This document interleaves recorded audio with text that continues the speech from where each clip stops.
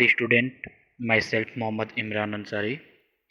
Today we will discuss about medical termination of pregnancy means MPT. आसान से भाषा में इसको हम लोग एबॉर्शन के नाम से जानते हैं। हिंदी में इसको कहेंगे चिकित्सीय सगर्भता समापन। बच्चों ध्यान दीजिए, ये टर्म पढ़ने से पहले मैंने आपको कुछ मेथड बताया था सर्जिकल मेथड के बारे में, जिसमें मैंने बताया था वैसेक्टोमी और टीबेक्टोमी के बारे में, यानी नसबंदी और नलबंदी के बारे में। नसबंदी प्रोसेस में मैंने क्या बताया था बच्चों? नसबंदी प्रोसेस में मैंने बताया था कि जो मेल का टेस्टिस पार्ट होता है, यानी कि जो मेल का टेस्टिस का पार्ट होता है, ये पार्ट ऐसे टेस्टिस का पार्ट, इसमें से जो ऊपर की तरफ से वास डिफरेंस का जो रास्ता ये जाता है उसको ऐसे कट के और उसको वहीं पे बांध दिया जाता है। ठीक है, ऐसे बांध दिया जाता है, जिसमें से इसका कनेक्शन कट हो गया। जब कनेक्शन कट हो जाएगा तो मेल का जो स्पर्म है वो पेनिस के मीडियम से बाहर नहीं निकल पाएगा। ठीक है, ये प्रोसेस कहलाता है वैसेक्टोमी। और मैंने टीबेक्टोमी भी बताया था। टीबेक्टोमी प्रोसेस में फीमेल का जो फैलोपियन ट्यूब का जो रास्ता है उसको ऐसे कट करके बांध दिया जाएगा। ओके, ऐसे कट करके बांध दिया जाएगा। इससे क्या होता है, जो अगर यहाँ पे ओवरी में अगर एक्स बन भी रहा है तो अगर एक्स जाता है यहाँ से तो आके यहीं पे स्टॉप हो जाएगा, इसके आगे नहीं आएगा। और अगर स्पर्म इस रास्ते से अंदर की ओर आ भी रहा है तो आके वो भी यहाँ पे स्टॉप हो जाएगा, यानी कि ये दोनों आपस में फ्यूज़ नहीं हो पाएंगे। ठीक है, इस प्रोसेस को ट्यूबेक्टोमी कहा जाता है। Tubectomy process are found in female and vasectomy process are found in male. Okay, अब बच्चों हम लोग बात करेंगे मेडिकल टर्मिनेशन ऑफ प्रेगनेंसी के बारे में, यानी कि एमपीटी, एमटीपी। ठीक है, यानी कि अबॉर्शन। एबॉर्शन प्रोसेस क्या होता है, जिसमें बच्चे को गर्भ में ही मार दिया जाता है, इस प्रोसेस को एबॉर्शन कहा जाता है, या मेडिकल टर्मिनेशन ऑफ प्रेगनेंसी। ठीक है, एमटीपी। तो आइए बच्चों हम लोग इसके बारे में बात करते हैं। आपको पता होना चाहिए बच्चों कि एमटीपी जो होता है ये मन चाहा, यानी अगर मान लीजिए फीमेल चाहती है एमटीपी कराना तो इजीली वो करा सकती है। जैसे कि यहाँ पे देख सकते हैं, इंटेंशनल और voluntary termination of pregnancy before full term is called MTP और इंड्यूस एबॉर्शन। ठीक है, यानी कि बच्चे के पूरी तरह से डेवलप्ड होने से पहले पहले एबॉर्शन कराना। ठीक है, सही मतलब कि एबॉर्शन इजीली कराया जा सकता है, यानी इसको एमटीपी कहेंगे। बच्चों एक चीज़ ध्यान दीजिएगा, 45 टू 50 मिलियन, ठीक है ना, यानी 45 से 50 मिलियन तक फीमेल जो होती हैं हर साल एबॉर्शन कराती हैं। समझ में आ रहा है ना? पूरी दुनिया में 45 से 50 मिलियन फीमेल एमटीपी यानी मेडिकल टर्मिनेशन ऑफ प्रेगनेंसी ये हमेशा कराती हैं। अब एमटीपी बच्चों कराया क्यों जाता है? क्योंकि बच्चों एमटीपी हेल्प करता है डिक्रीज द पॉपुलेशन, यानी पॉपुलेशन को, जनसंख्या को कम करने में ये हेल्प करता है। ठीक है, यानी एमटीपी जनसंख्या नियंत्रण को बढ़ावा देता है। ठीक है, यानी जनसंख्या इससे नियंत्रण किया जा सकता है लगभग। नेक्स्ट बच्चों आप देख सकते हैं, many countries have not legalised MTP. बहुत सारे ऐसे देश हैं जो एमटीपी को सलाह नहीं देते हैं अपने देश में यूज़ करने के लिए, due to the emotional, ethical, religious and social issues.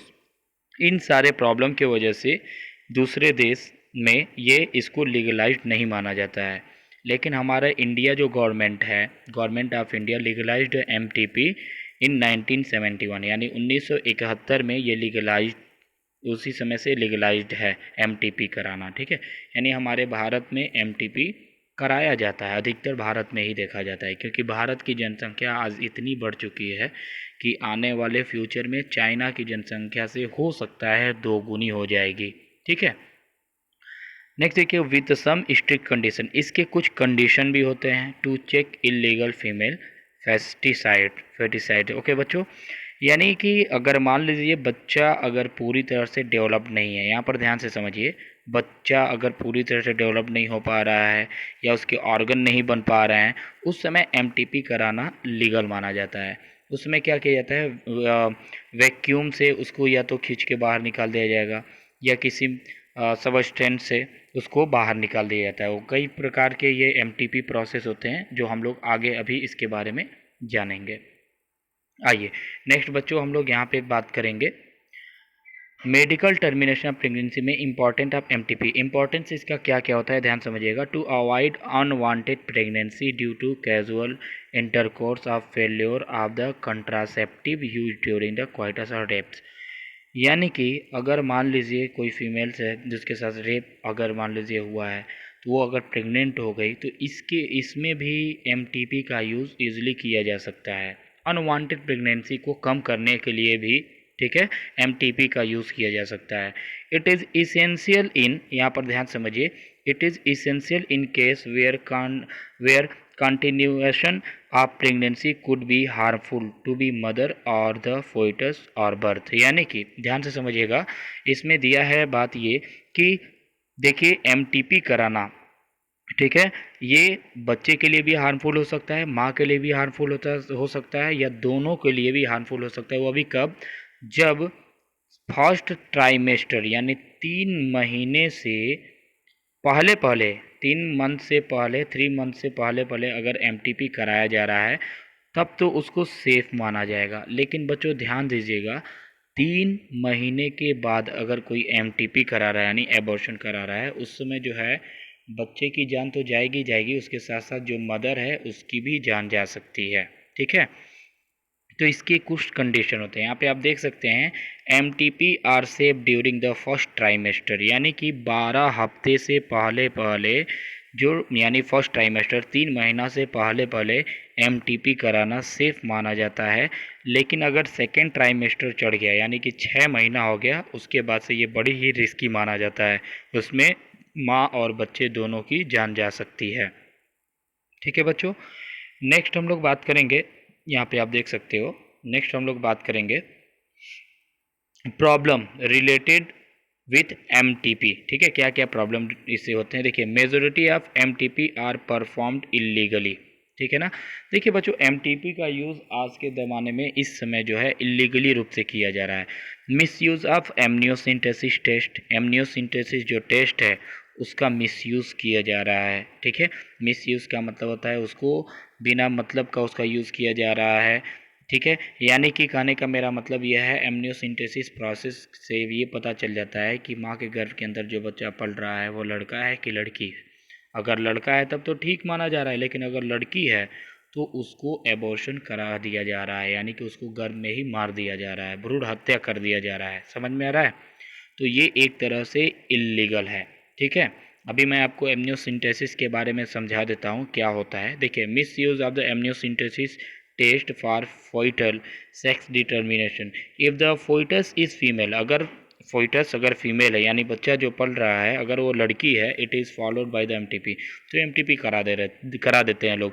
Such practice are dangerous for the young mother and foetus, यानी जो यंग मदर होती है उसके लिए और फोइटस यानी जो बच्चा पल रहा होता है उन दोनों के लिए बहुत ही ज़्यादा ये हार्मफुल होता है। बच्चों देखो एमनियोसिंथेसिस प्रोसेस में होता क्या है। एमनियोसिंथेसिस प्रोसेस में आपको सबसे पहले ये पता होना चाहिए, जो ये बच्चा गर्भ में पल रहा है इसके बाहर एक फ्लूइड होता है, इस फ्लूइड को आप देख रहे हो जिसको इंजेक्शन के मीडियम से बाहर निकाल दिया जाता है, इसको कहा जाता है एमनियोटिक फ्लूइड। ध्यान से समझिएगा बच्चों सभी लोग, इसको एमनियोटिक फ्लूइड कहा जाता है, okay, amniotic fluid.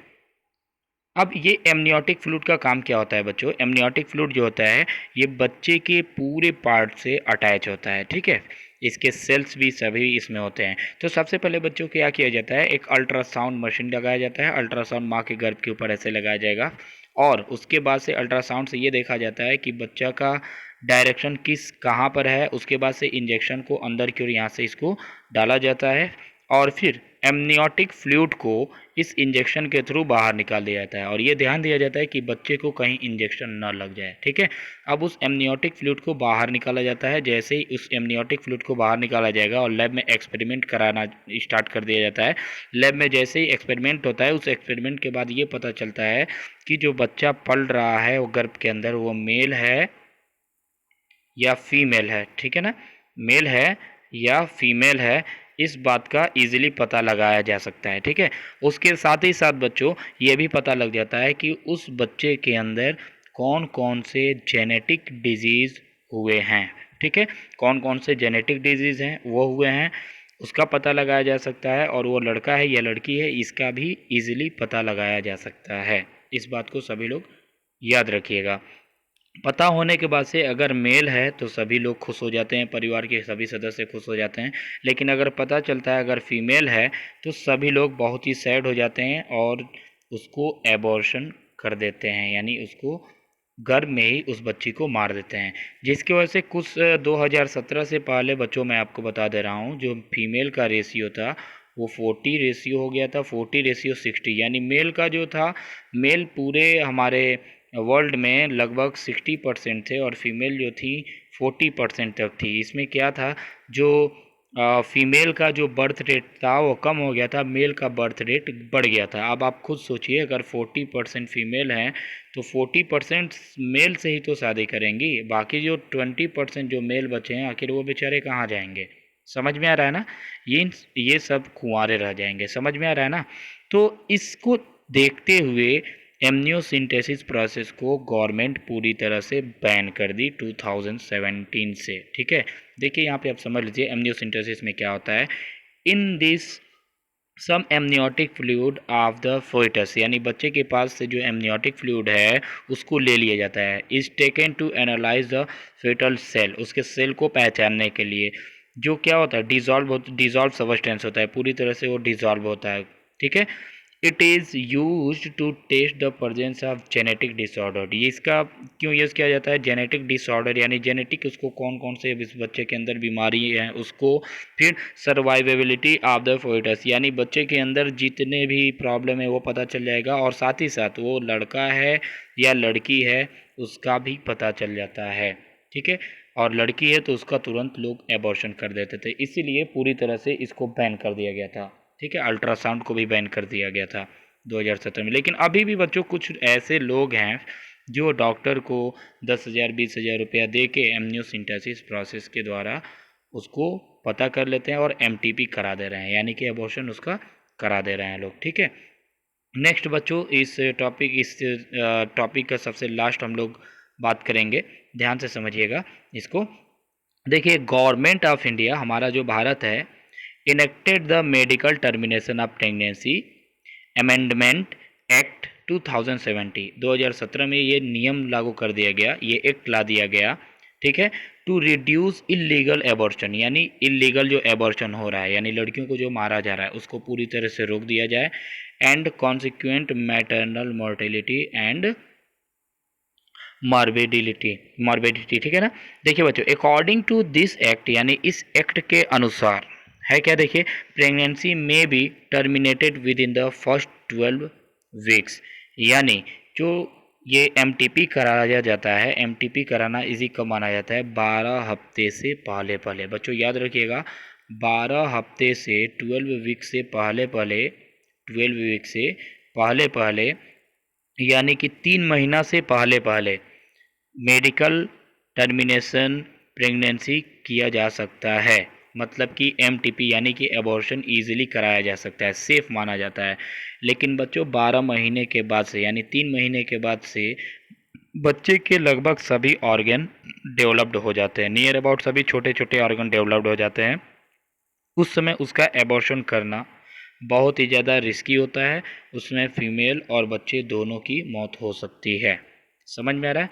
First 12 week on the opinion of a registered medical practitioner. ठीक है ना, यानी जो डॉक्टर होते हैं, अच्छे डॉक्टर होते हैं, जो इसके मेन प्रैक्टिशनर होते हैं, ठीक है, उससे ये कराया जाता है। अब देखिए, if the pregnancy is between 12 to 24 weeks, यानी 12 से 24 सप्ताह के बीच में अगर है, two registered medical practitioner must be the opinion, उनसे ओपिनियन लेना चाहिए और उसके बाद से एमटीपी के बारे में सुझाव उससे लेना चाहिए। और अगर पॉसिबल है तो उसको इजीली कराया जा सकता है एमटीपी, अगर नहीं तो नहीं कराया जा सकता है। लेकिन आज इसका मिसयूज़ हो रहा है, जिसकी वजह से लड़कियों की तादाद जो है धीरे धीरे घटती जा रही हैं और लड़कों की तादाद जो है धीरे धीरे बढ़ती जा रही हैं। बच्चों, इसमें मेरा इस टॉपिक से रिलेटेड क्वेश्चन था, मेरा क्वेश्चन ये था कि जो बच्चा पल रहा होता है उसके बाहर का जो लिक्विड होता है उस लिक्विड का क्या नाम होता है। ठीक है ना, उस लिक्विड का क्या नाम होता है। मेरा दूसरा क्वेश्चन है बच्चों कि फीमेल के अंदर, ठीक है, कब एमटीपी कराना सही माना जाता है। तीसरा क्वेश्चन मेरा ये है कि अगर मान लीजिए बच्चा पढ़ रहा है एमनियोसिंथेसिस के माध्यम से उसको कैसे हम लोग पता कर लेते हैं कि वो मेल है कि फीमेल है। समझ में आ रहा है ना? एमनियोसिंथेसिस में आखिर क्या निकाला जाता है, ठीक है, उस फ्लूइड का नाम क्या है। ठीक है बच्चों, आज के लिए इतना ही। Thank you for watching this video. Next आपको वीडियो अपलोड बहुत जल्द कर दिया जाएगा। Thank you.